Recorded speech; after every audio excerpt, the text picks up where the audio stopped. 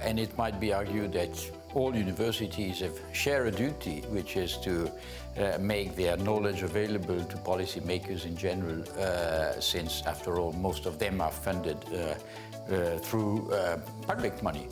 But in the case of the EUI, that necessity is even stronger, because we are really an intergovernmental organization created by EU member countries, and understandably, they expect to see some return on their investment, a return which is not only in the longer term, but also in the form of input, critical input, that may help them better understand the challenges that they're faced with, the issues that need to be tackled, and the way in which they can be tackled. So there are many ways in which we can help, and we try to help through constant interaction with the world of policy making, which, by the way, does not mean merely policy makers. It also means the many people, associations, NGOs, or even the press that are interested in public affairs. It's very important, I think, that we put our intellectual output at the disposal of this large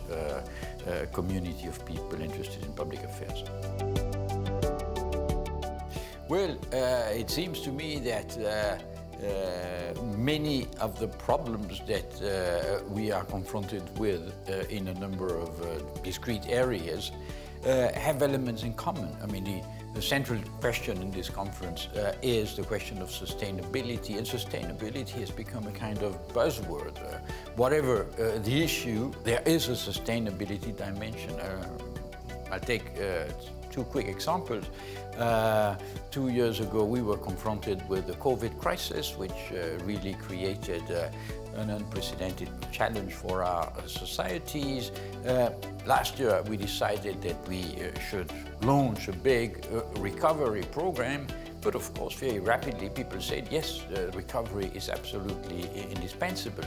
But let us not forget about the sustainability dimension. It is very important indeed.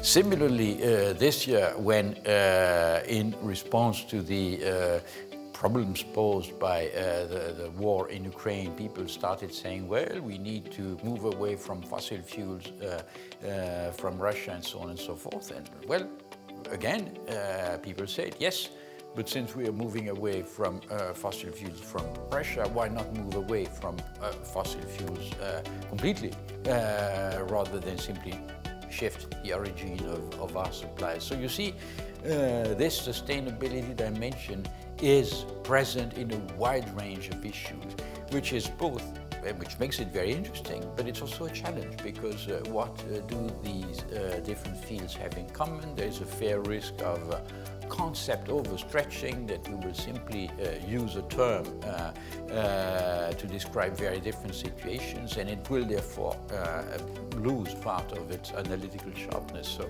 the kind of intersectoral confrontation that you find in these 2 days conference is very much necessary, according to me, to make sure that, yes, we stay focused on sustainability, for instance, but we do it in a manner that does justice to the specificities of the various policy areas that are covered by the programs.